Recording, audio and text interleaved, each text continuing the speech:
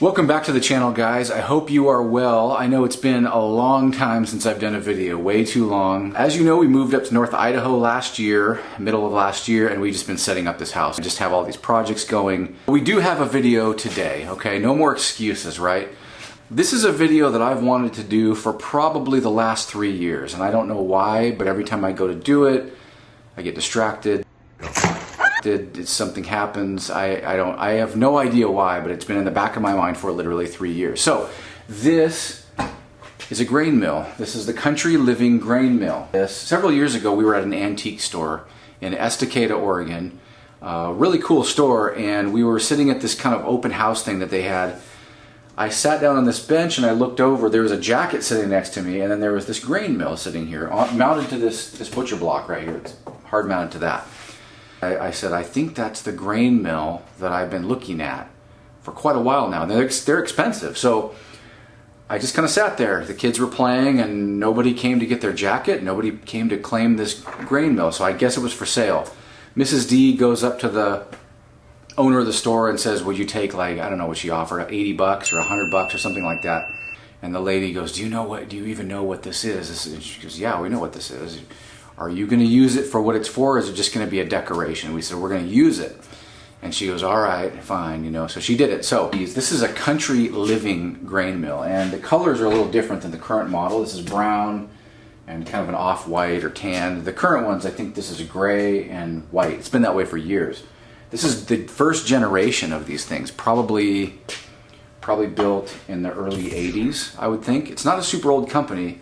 But you can still get them. They've just gone up extremely high in price. They're made out of Washington State, small company. Every part in this is sourced in the US. So that's what's cool about it, including all the way down to the bearings in it. You know, and that's kind of how you can tell you didn't get a fake one, as if all the stuff is, you know, made in the US. So very easy to service, very easy to disassemble. The parts that they make today still fit the old one. I called the company. I actually had to order a new handle for it because the one that was on there was too short and I didn't like it. But this is a real, you know, it fits just like the old ones did. So all the parts are interchangeable. Some of the parts have changed a little bit over the years, but this is basically, I mean, it's the same thing that you're getting today other than some very minor changes. I don't know if this is one of the best on the market, but it's very durable. It's made of cast aluminum. It has this kind of a flywheel thing that you can put a belt on it, and you can put a motor onto it, or you can run it off of, some people put them on, you know, stationary bikes or exercise bikes, and you can put a belt on there. Or you can just use the handle, and they make extensions for it. You can do whatever you want. But this is a giant pulley right here, and so, you know, if you have it set up and you want to just turn it on and grind wheat, you can totally do that. So I guess the biggest question right here is, why would you go out and get a grain mill? Why would you even need this? Why would you want something like this? Isn't that something that they did back in the olden days? And that's true, it kind of is, but right now we're dealing with a potential wheat shortage, right? You can buy flour and you can store it for quite a while, especially white flour, but it's not a lot of nutritional value. When you buy wheat flour, it's only good for a short amount of time. However, if you buy wheat berries, like by the bulk, there's a store, for instance, sells 25-pound bags or 50 or 100-pound bags of, you know, white wheat berries. This is hard red, I think winter wheat, non-GMO, right? And these are wheat berries, and that means they haven't been processed. They've been cleaned, but they haven't been ground up into anything, into any flour. They'll last a couple years, supposedly. So with modern storage techniques, putting them into these buckets right here, or something like this, you know, with your, you know, I don't even put them in Mylar. I just put them in there. I might put those in Mylar, but just keeping them dry is the main thing, and putting them in your, you know, your pantry. That's what's going to happen. It'll last a long time. Then, when you're ready to use it, you just simply scoop it out.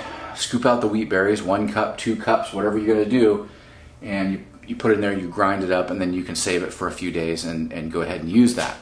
So you're getting the freshest possible wheat that you can, and and it tastes amazing. It tastes really, really good in breads and biscuits and everything like that. So what Mrs. D and I do is we'll grind up some of this and we'll mix it with flour, because when you have just straight whole wheat, unless you're getting like you can buy these little classifiers and strainers and stuff, and you can sift out the really fine stuff if you want to do that, or you can just mix it with, you know, standard flour, and then you kind of get that same effect. But you're getting that real whole wheat flavor in there. So it's a better flavor. It's a really, really good way of storing wheat. And if we're on the verge of what we're hearing of this wheat crisis and famines, and you have wars going on where, you know, supplies are going to be limited and they're not shipping stuff here, or we're shipping stuff out for whatever reason, seems to be a trend these days. But it might pay to just have something like this. So if you can find one used, or garage sale or antique shop, pick it up, because they are kind of hard to find and they're expensive. You know, this thing went up by about $100 in a year's time. So let's get to it. I'm going to show you real quick how this thing works, and I'm going to grind up some wheat, and we're gonna have the real stuff here.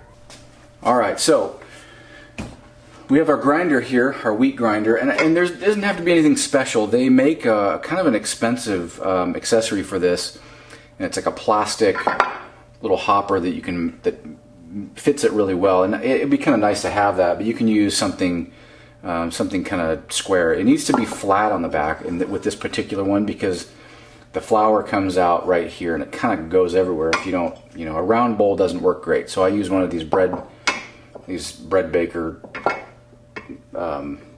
bowls or whatever. So it's not super critical. You just need to be able to catch that wheat when it falls down.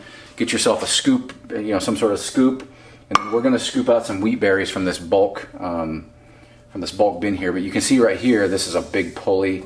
The size of the handle that they give you, you can actually get both hands around, or you can just, you know, whatever.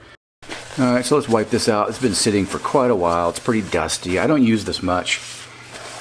We might all be using it more here in the near future. Then you take your wheat berries, 1 cup, pour them in.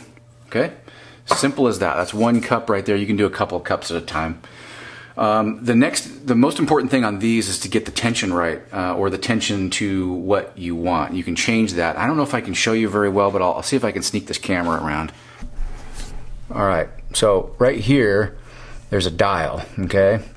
And right now it's kind of loose. And so as you crank it, I'll be reaching back here and tightening this up or loosening it up, and then I'll be checking to see what the consistency of the grain is when it comes out. With this one, I see people putting motors on them, and they have them going really fast, okay? Now, you can do that and it's fast, but apparently you don't want these plates to heat up, and these are iron plates. And they'll get warm, and then it'll burn the wheat. You don't want that. It actually takes the nutritional value right back out, and that's not what you're doing. So you actually kind of want to turn it pretty slow.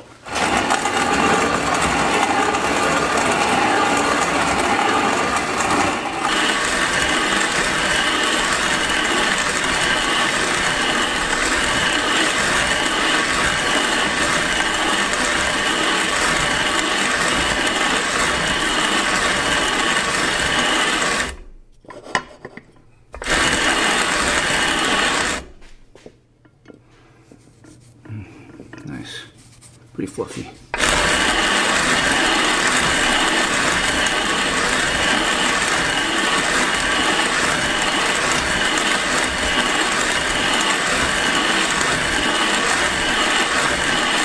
So basically that's it. That's all there is to it. I mean, really, that comes down to you know, cranking the handle and putting in as much as you want, and then seeing if you got enough. So that's about 1 cup's worth of wheat berries. You can make pancakes with this. You can do whatever, biscuits. But this is a very high quality flour, and it's fresh, and it's right here. So we have to use that in a couple of days.